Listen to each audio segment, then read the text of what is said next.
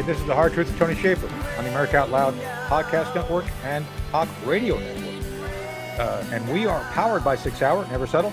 I had a choice of what I carried in combat. I always carried the best. And I was in combat unlike certain vice president candidates who we're not going to talk about today. And I also carried a derivative of the P228, which was this M11. This is not it. This is a P320. This has got the infused grip, the actually fabulous infused grip with a lot of metal that makes it very heavy. So this is what I have in the house next to my bed. So it's a tungsten infused grip. You can't go wrong. A lot of firepower there. Good 18 rounds. Good weapon. Anyway, we are also powered by Swiss America. Call 800-289-2646 and ask about their newsletter, The War on Cash. You can't go wrong by learning more about how to protect you and your family and your portfolio during these difficult times. We're going to be talking about that today. That's the subject of the show. And then here are past shows at thehardtruthwithtony.com. And we are Project Sentinel, projectsentinel.com. Without further ado, let's bring in the president and CEO of Newsmax, Chris Ruddy, Christopher Ruddy. Chris, welcome to The Hard Truth. Great to be on with you. Thank you for coming on. Thank you for being on Newsmax all the time. We really love it, and I enjoy being on with you guys. Well, Chris, I am happy to tweet out and post that I enjoy being on the team that you are running because it's effective, it's making a difference, and that difference is benefiting not only the viewing public, but now you're coming up on the potential of making real money off of Newsmax. So Newsmax is about to launch a public listing, the IPO for Newsmax, and you are the CEO and president, and you've been out and about talking about all the things that'll happen. And one of the great things that happens is that not only can people become a member of Newsmax in that they can buy the stock, but they can be part of the growth of this team. And before we started this discussion, you were talking about the amazing work that Newsmax is doing. So, Chris, just tell us a little bit about your vision for the network and how you think being completely honest with the public is benefiting you and the brand.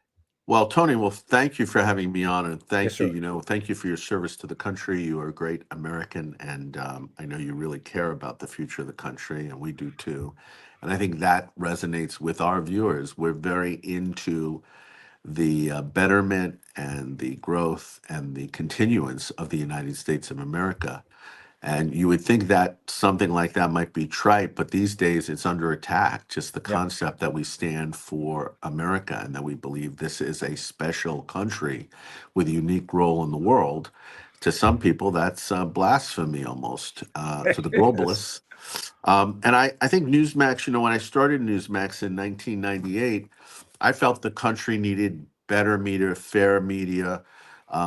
We didn't believe we had a lock on the truth, that we were a place where people could have open discussions and dialogue. And, that concept is under attack. That you think that would be but most people, liberal or conservative, would agree with that. Now the left, over the past 25 years, has decided they really want to close down conservative media. They're into mind control. And we saw during COVID, they were into sort of health control. Now they're into mind control. Right. And there's certain topics you can't talk about. President Trump was thrown off of a lot of social media a few years ago. Newsmax and other conservative media were heavily restricted. We're still facing that. But yet we continue to grow. Our numbers are huge. We're the 4th rated cable news channel in the United States. We're a top 10 cable channel when it's compared to proportionate viewing by Nielsen. Yeah. The Reuters study came out last month, surveyed 47 countries. The U.S., they found there are only 12 news brands, they call them top news brands, people are looking to regularly in the United States. And guess what? We were one of them. Yep. We were the only one, Tony, on that list, not an ABC, CBS that had been around for 50 years or had a lot of billions of dollars. We just had the American people behind us. My point here is we're breaking through. We're giving another perspective on things. And it's really important for the future because we see Fox News has been good for a long time, but it's changing. Yes. And it can't be relied on. and it's not the old Fox. I think everybody sort of agrees Oh with no. those suppositions. And so Newsmax is taking a huge amount of audience. We're doing it on television, on streaming, on our app, our streaming service, our magazine, so many things. So we decided, you know what? Why don't we've been doing this for 25 years. We've been successful as a private company. Why don't we partner with tens of thousands, hundreds of thousands of people as owners in the company and sell shares? Yeah. And we were approached by about a half dozen investment banks to do public offering or SPAC. We decided that the approach that we have, where we just go out to the public in a very powerful way, would be the best approach. So we are applying to be an IPO, which could happen later this year, early this year, next year, subject to government approvals. So that's it. That's planned. It's not Mhm. happening until the government gives the approval. However, we are doing what's known as a pre-IPO preferred share offering to eligible investors, and those requirements for eligible are set by the government, not Yeah. us. All right. And people, and you're showing on your page right now a thing called newsmaxinvest.com. If you go online, newsmaxinvest.com, you'll see that there's not only a lot of background about the company and what we're the vision of the company, but how people can invest and buy early shares, get a 7% dividend, and get a special price on the IPO price if it's approved. So we're really excited. We've had over 40,000 investors have gone to that portal to sign up and say they want to invest. Now we're converting a lot of that. We've gotten tens of millions of investments so far, and we're expecting that the raise for over 150 million will end sometime this summer. So it's all very good, and we're going to keep growing Newsmax. That's what the purpose of money is, Yeah. not for me to take it, but to keep growing the company. And we're excited that so many people are seeing this as important. Well, what you're doing is important, and I think the so much of what I think you've been successful in doing is building the brand, Chris. And I think the way you've done it has been brilliant. As you point out, you've been able to penetrate a very difficult market that's corporately controlled, and by essentially, can I use the word guerrilla? The guerrilla news effort of actually Yeah, going and doing real news collection, having yeah. the outstanding collection of folks out doing reporting. I think that's the distinction with the difference, especially when it comes to CNN. There's been several times, Chris, that we have beat CNN in the ratings over the last 2 months. It's amazing. Yeah, during the RNC convention, we had record over 10 million viewers between the Nielsen cable channel and the streaming channel. Yeah, Rob Schmidt, 3 of the 5 nights, beat CNN. Now, this is amazing because CNN's in 20 million more cable homes. So just in the raw numbers, we were beating them, which yeah, is amazing. On the proportional numbers, even was bigger. So it's a sign. People are voting with their remote controls. They're voting. They're voting with their devices, their downloads. They're also voting with their pocketbooks and checkbooks now, and saying we want. Look at President Trump's Truth Social and Trump Media. You know, he started this, it was just an idea, became worth billions of dollars just because of market interest. right. We believe that people that invest in Newsmax, there'll be tremendous interest in Newsmax like there was. We're Yep. not saying it's going to have the same valuation, but we are saying that there's tremendous interest in the public in a new media enterprise that's challenging the establishment media. And and we're asking people to join with us, and they are. Yeah. And a lot of us are going to be joining with you as well, beyond simply being on the network, because of what I think's coming. And what is coming is the fact that, as you point out aptly, and I'm not going to attack Fox, I have friends over there still, but I can say for a fact, since I used to be on all the time, especially when my friend Catherine Herridge was over there. Catherine and I are very close friends, and I was always happy to. I've never worked for Fox, by the way. People seem, oh, you worked. And it's like, no, I never worked for Fox. You were the only folks I've worked with ever on a consistent basis because of the brand. The Fox brand ain't the Fox brand anymore. What used to be done, what they did to build their audience, Chris, they threw away, and they've decided they want to become CNN light. And I think that was a decision made by certain corporate leaders at the very top. When Rupert Murdoch stepped down, he allowed his sons to kind of jump in there. And I just don't see any change coming between what we're doing now as a team and what you're going to do after the board shows up. Is that accurate? I don't think you're going to change the way business is done regarding the brand building, correct, Chris? Is that Well, accurate? Newsmax has a 25-year track record. I'm Yeah, a relatively young guy. It's going to continue on this. I'm not selling Newsmax. I'm maintaining my control over the company. I'm good. continuing. I could have taken it off for a long time ago and sold the company if I wanted to. People put up so crazy stuff on the internet because they're seeing we're growing and Oh successful. yeah, Maybe people that like Fox, I don't know. But, Fox, it's been reported that they're in the New York Times and elsewhere that there's a huge struggle right now among the family trust and the Murdochs for who's going to control Fox in the hmm, future. And that's going through the courts now. But three of the kids made it clear, apparently, in the future, that they want to make Fox more liberal or more oh yeah, center. They don't like Donald Trump. James Murdoch spends 20 million in the last campaign to defeat Donald Trump. I personally think Rupert Murdoch is a personal hero of mine. I think the guy is amazing. What he built, what he created, building Fox, it really was a game changer. It did save America for a long time, but I think the country it's big enough to rely on. Imagine if there was only one podcaster or one radio show that was conservative, one newspaper. We'd say, wait a minute, what's going on here? With 340 million people, we don't have more than one. And I think that I'm not against other conservative media. A lot of them we have on Newsmax all the time. We're right. promoting everybody. You do, you do. And so we're not afraid of truth. We're not afraid of competition. Fox shouldn't be. It's good for everybody. And it's good. Competition is the root of the free enterprise system. It works because it improves everybody. Yeah, And I really believe that. And the market's big enough for Fox, Newsmax, One America, all these other great groups. Let's bring them in. But I think we have been special. We have a really good team of people. You mentioned some of them. Rob Schmidt at night is great. I love Greg Rob. Kelly. Great. Greta Van Sustren's a renowned journalist. She plays it straight. She doesn't take sides. Gets a lot of information out. If you go to CNBC or CNN for sure, MSNBC, they claim they're fair. Groups like NewsGuard, these liberal media guards, will say we're partisan, but CNN and MSNBC are not. Yeah, This is what they claim. Okay, now if you go there, count every day how many people are on the network that are very strongly supportive of President Trump. Now you'll pretty much find they're adding a couple of his campaign people now because they have to, because it's the middle of 30 days, 60 days from the campaign, or 90 days. But generally, there aren't anyone there. They're paid contributors are all anti-Trump. Even the Republicans are anti-Trump. yeah. Now, if you go to Newsmax, we have Trump people on all the time. President Trump, 'cause we have critics of President Trump. We have Democratic critics. Oh yeah, We have Republicans that don't like Donald Trump. John Bolton comes on Newsmax. You I've may seen. agree or disagree. We have them all on. And you know what? Donald Trump, I'm a friend. I just spoke to him yesterday. He never complains to me about people coming on Newsmax. Because you know what?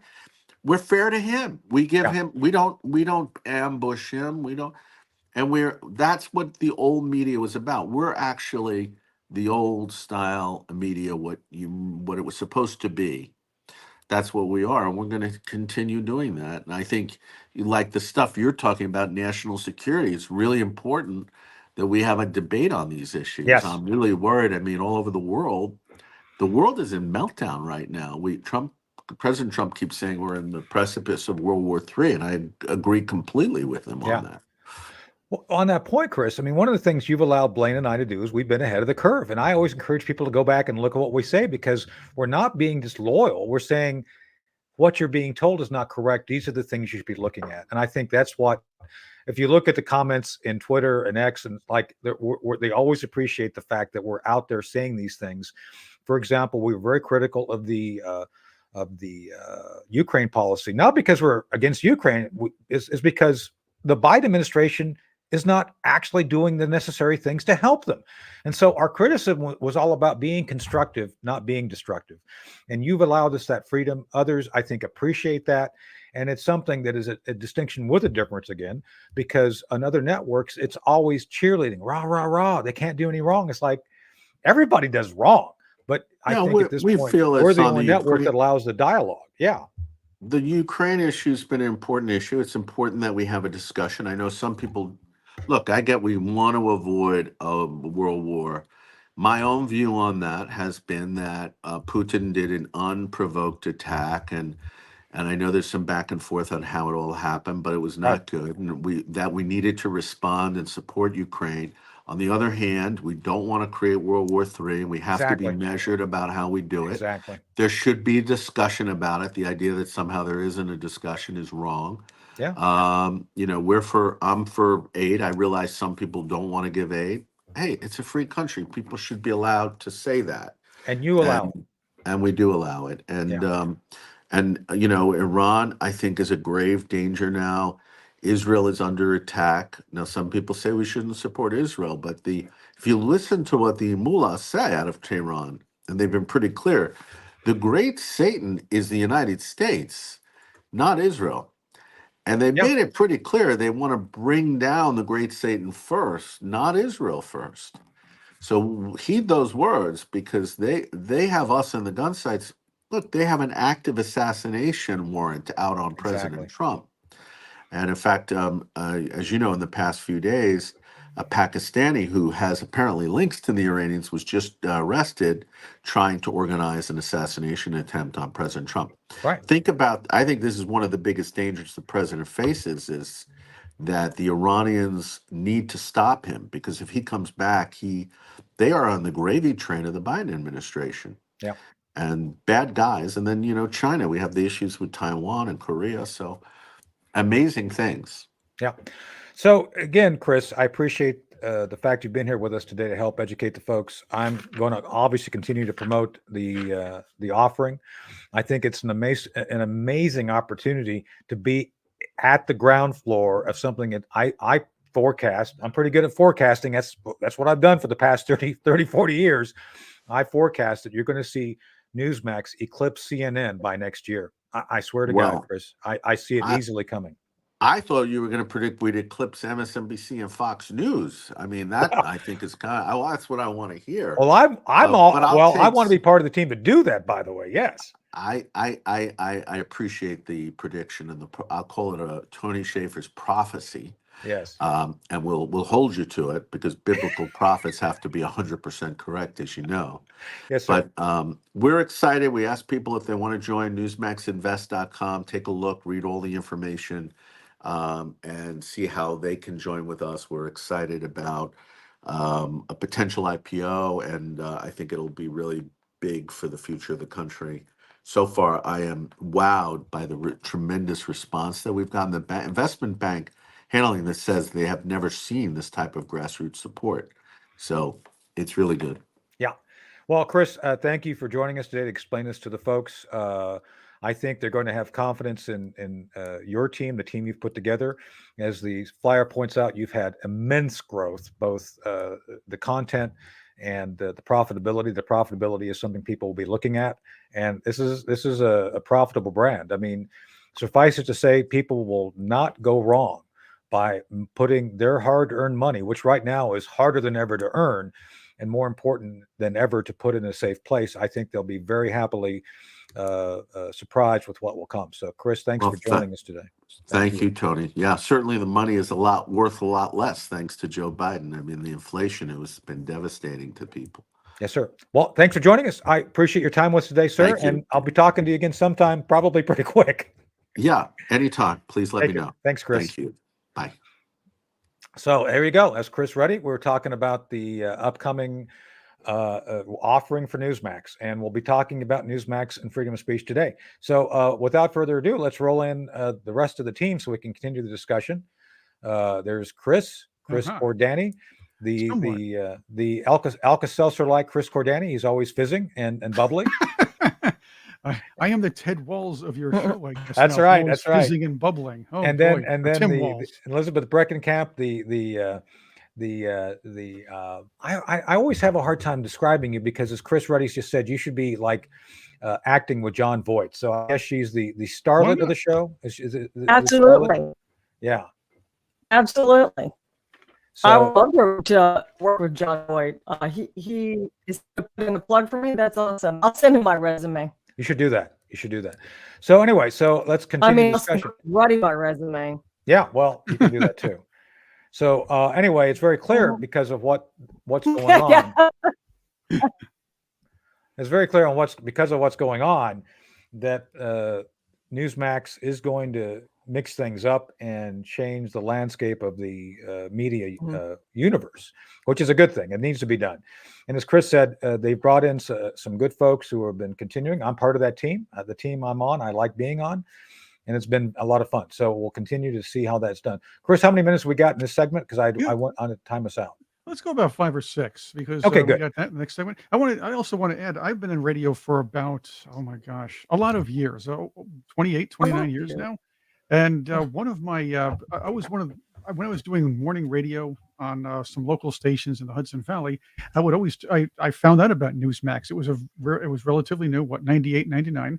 It was just a website, but Sandy Frazier, who did a lot of the PR work and all the publicity for them, always put some great guests on. I'm trying to remember if Christopher was actually on when I was back then. I know we had James Herzin on. We've had a lot of reporters from there. They were really good with me, and I was really great. I really enjoyed having them on. They always provided some great content. I was thinking these guys should expand, and that was the plan. They were looking to expand into a full-fledged video network, and now look where they are now. This is fantastic. That's part of we didn't get quite to it. I was going to try to get to it, but we had a limited time with Chris because Chris has other things he has to do, obviously being the CEO of the network.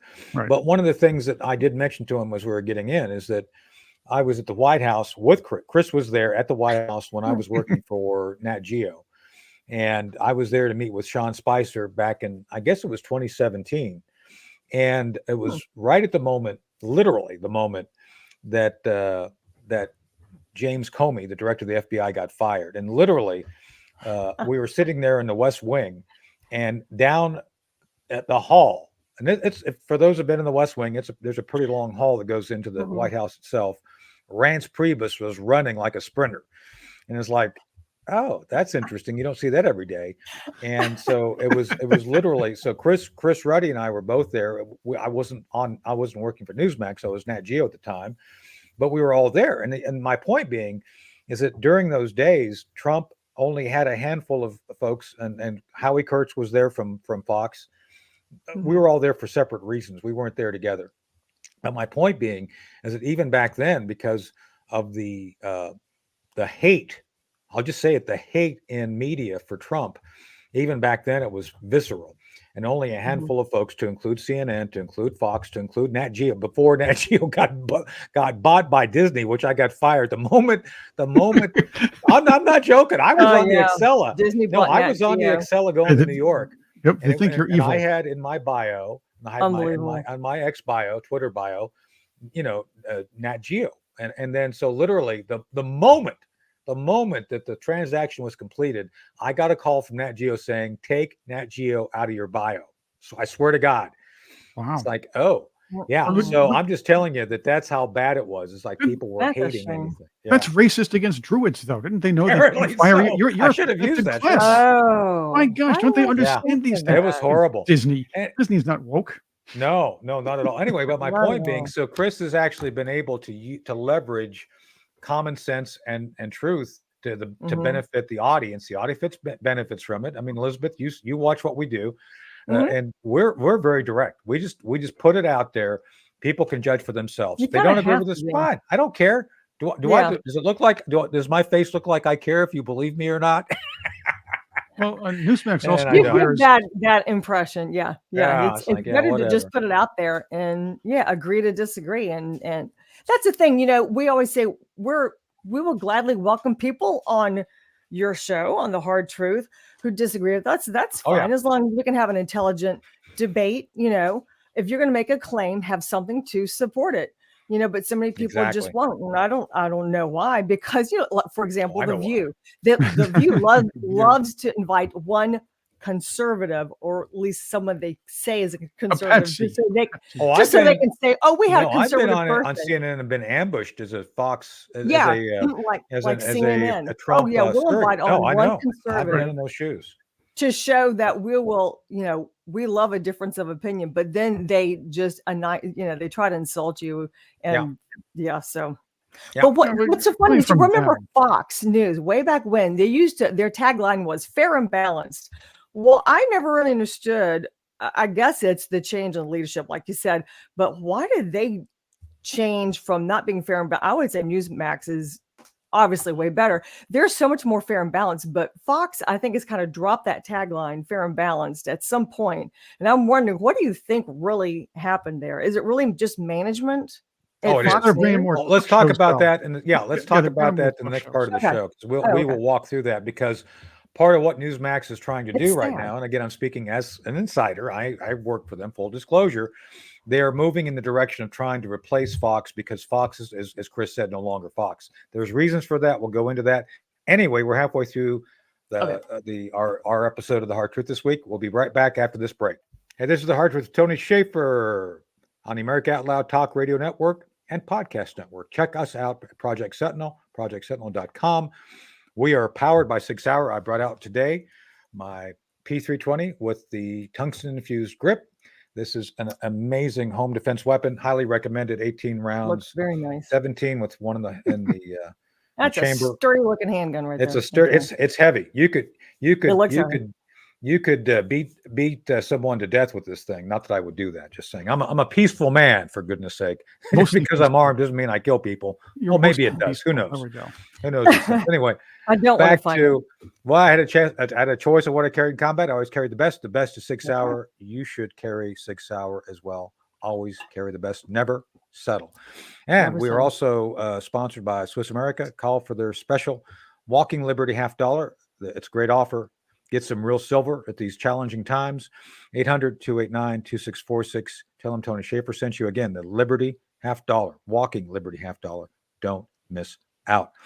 And here are our past shows on thehardtruthwithtony.com. So without further ado, we're joined by the team, Chris and Elizabeth. We're going to continue our discussions. Elizabeth was bringing up correctly that things were changing over at Fox, right, Elizabeth? You want to kind of bring up what we were talking about? I remember when you first started going on Fox News, and I'm trying to remember what year it was. It seemed like it was 14 or it was about then. It was 11, 12. It was about the time that right before the book, Catherine Herridge had brought me back to start doing things. I love Catherine Herridge. Yeah. And so I remember you were very first starting to be a consultant on there, fairly regular, and I was excited. I love telling my friends, like, "Oh, you got to watch Tony on Fox News." And at the time, I remember their tagline was "Fair and Balanced." We report, you decide, like Chris was saying. But eventually, along the way, I'm trying to figure out, why did they change that? It seems like, I guess it's management, but how can management decide that we don't want to necessarily cover everything fair and balanced? Let's be impartial. And at some point along the way, it changed. And so now, I mean, I do love Newsmax. Newsmax is awesome. I would say Newsmax is way more fair and balanced. You all clearly have op-eds, but you specify that, you clarify that, so people don't get confused with, is this news coverage or is it opinions? Well, I think you can have both, as long as you say, this is my opinion. I mean, it's right. You have to clarify that at the beginning, or else people might be confused. Well, so at Fox, it was a very distinct, and there was a battle over it, by the way, because I was not in it. I was aware of it because my offices, by the way, I don't know if you knew this, Elizabeth, my office was at the time on the same floor as Fox News there in Washington. We were on the same floor. As a matter of fact, Catherine Herridge used to borrow our conference space. Yeah, for some meetings that she didn't want to have at Fox. So it was like, can we borrow your conference room? I'm like, sure, I'll make an arrangement and a reservation. But anyway, there was a battle between what the folks considered hard news. Catherine was part of the hard news, and then the opinion shows, which were Sean Hannity, Tucker, Bill O'Reilly. I love Bill. I got along with Bill. Bill was great. The O'Reilly factor. You knew what was fact versus opinion because he made it very clear. It was like, we watch Bill O'Reilly every night. Right. Yeah. What O'Reilly did, though, was he would ask questions of people from all sides. So he would bring a lot of people on. Technically, it was, he gave people fair time. Yeah. Yeah. Well, and he made it clear if he didn't like you too. And he would ban people. Yes. He did. He would say, look, you're not coming back. He would say on the air, it's like, okay, thank you for being here today, but you're not coming back. And it was fine. That was fine. Right. I mean, and his personality just made it funny anyway. It's like, oh, okay. Yeah. So that all got, as a matter of fact, I'm hoping that's something maybe CNN, I mean, not CNN, well, Newsmax will bring back eventually is that format where you have a direct kind of confrontation. I know Chris is working on that. He doesn't want to be CNN, but he wants to have, the old Tucker. What was the thing Chris Tucker was on? Frontline, where they would go back and forth, or what was that thing? Oh my gosh, the Crossfire, wasn't it? Crossfire. Crossfire. Yeah. The Crossfire That was show would be good. fun. So I think like that element of CNN would be useful. But the CNN is not what CNN used to be either. CNN No. is MSNBC light. MSNBC is Mhm. now, Pravda for the left, and then Fox is CNN. So it's all kind of everything is shifted. Oh. The Overton window is shifted to the left, and so Yep. the only adults in the room is Newsmax. And I'm not saying it because I'm on. It's like we are the only ones who play it down the middle. And people, oh no, you're conservative. It's like I don't know how speaking the truth. And as Chris said, he offers a venue for all opinions, which he does. I've been on the air with people I don't agree with. Good. I've been on with John Bolton, who I don't agree with. But at least we have the discussion, right? I think that's the right.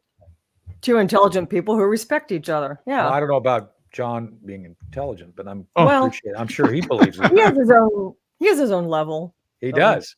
He does. Anyway, If you look at it, Stephen Colbert, and believe me, I call him that because I will not dignify that fake accent and call him Colbert. He said that press dinner He ain't some years French. ago during the Bush era. He always said the truth leans left, which is a lie.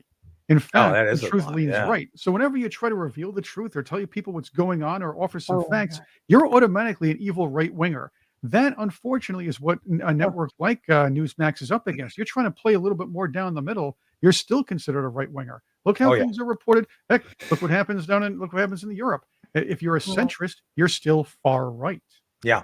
According to them, right? Yeah. Yeah. They're up against quite a bit, and they're up against one more thing. These liberal networks. They need to have their opinions pushed forth or everything else, the whole MSNBC thing, because they worry about how the Twitter people and people on X or other social media is going to portray them. People on the left won't come on right-leaning networks because they're afraid to, because they're going to get flamed or canceled by their left allies. Right, that's true. Somebody will actually ask them a hard question that they refuse to answer because they don't want to expose themselves. So. Well, let's talk about exposing yourselves, and we're not talking about Kamala and Willie Brown. Not Just what saying. Did I We're just not going to open go a down can of that worms? I know that had to come today. Yeah. So, well, part anyway. of the challenge is that, and I'm only being half kidding about this, is that they don't want to have any discussion of anything that taints their pristine image, and there's plenty there. I mean, for Kamala and for Walz, the new guy. And so what's interesting is that a criticism of their faults results in them name calling us. If you say Kamala has been effective as the borders are, it's like, oh, you're a racist. What? It's like, excuse me? Well, you clearly don't understand a woman of power a woman of color who's empowered has the right to do whatever she wants. Like, no, she's stupid. It has nothing to do with her skin color. She's just stupid. And it's interesting because stupid knows no color. Let me tell you, stupid has no color. Thank you, Elizabeth. I mean, you and I have both known white guys blue, who are isn't it? stupid, right, Elizabeth? I mean, some of the people we used to work with, I'm not naming names, but there were some pretty stupid white guys. Just saying.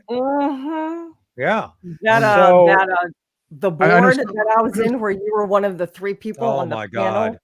Oh my God! I still apologize for the outcome of that, Elizabeth. I anyway, apologize. I'm sorry. I Hey, you know digress. No. That was painful. I was on a board that had to do with some stuff that was painful, and it's just stupid white people.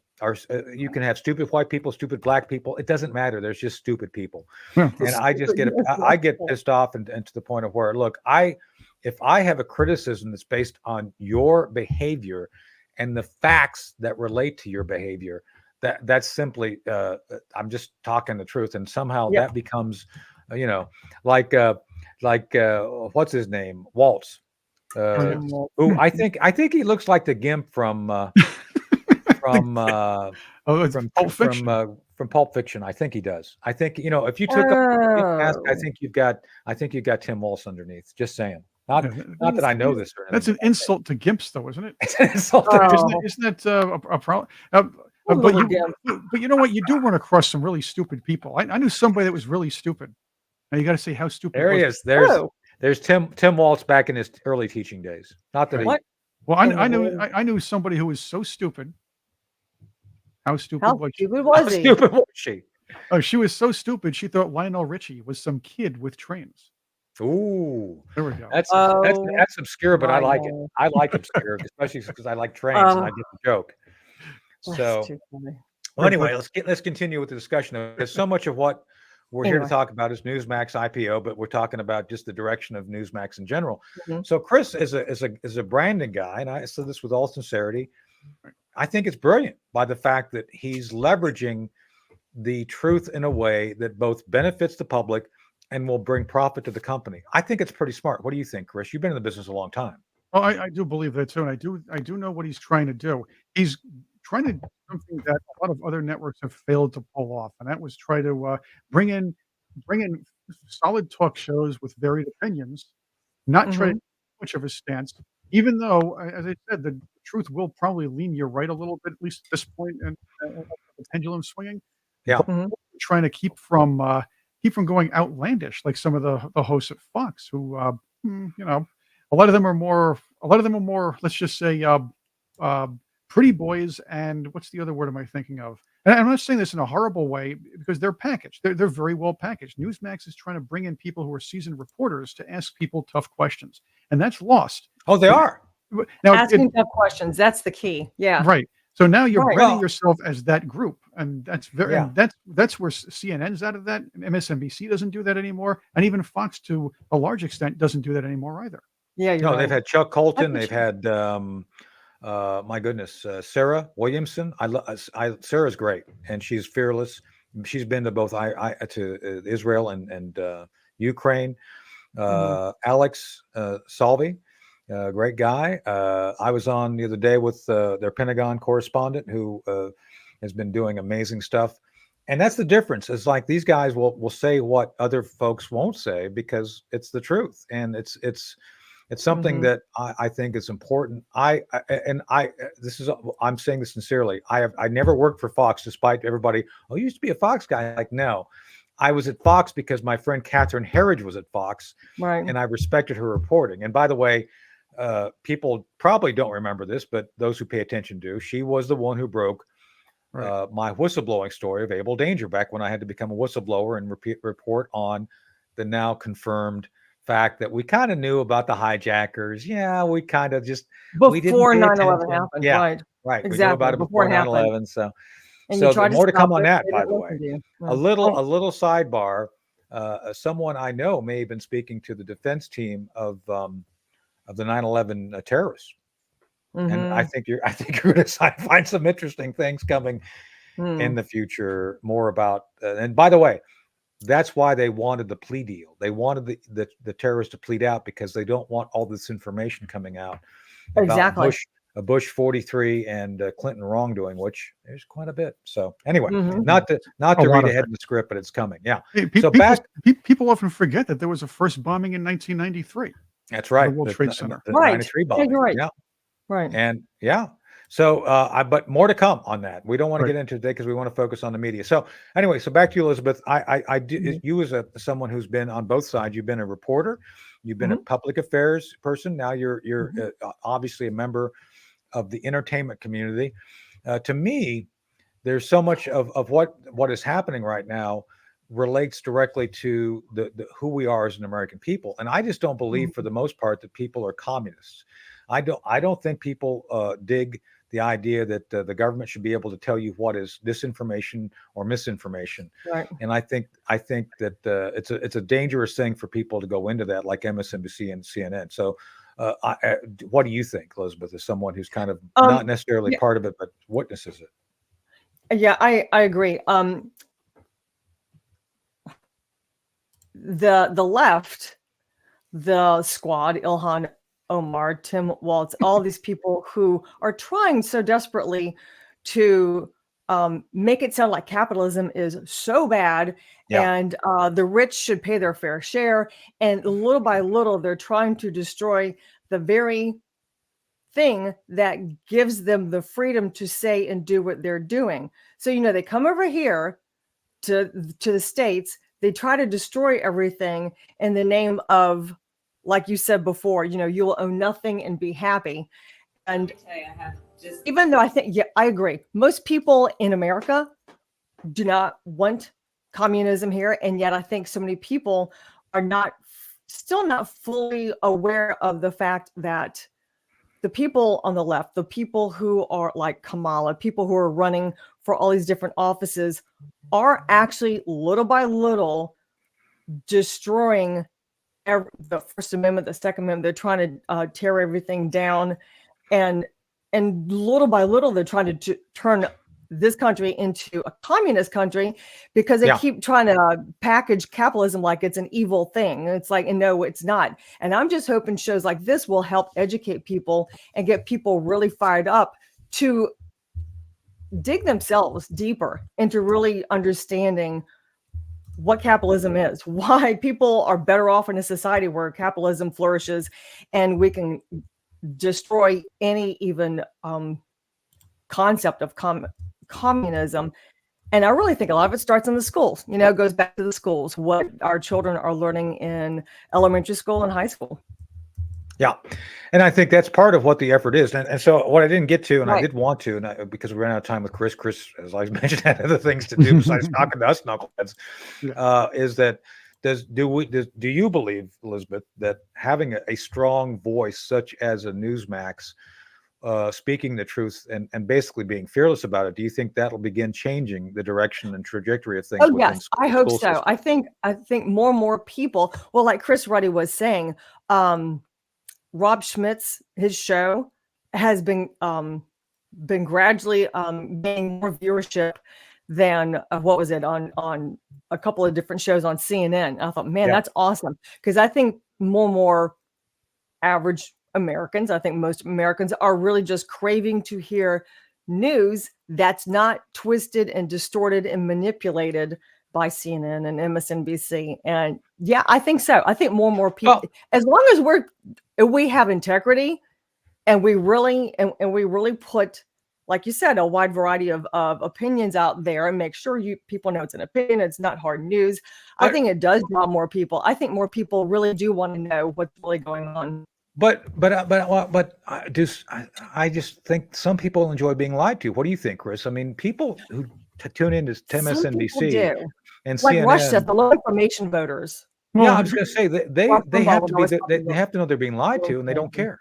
Well, they are being lied to, but the fact is, a lot of people really don't look for news anymore, and that's what again, that's another thing. These people or these companies who are trying to go middle as best they can are going to be up against.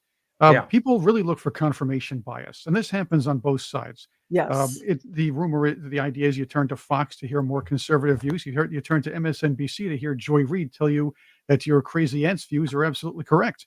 But they're looking for somebody to tell them, hey, you're right. It doesn't matter. Now go back to social media and start arguing my points again.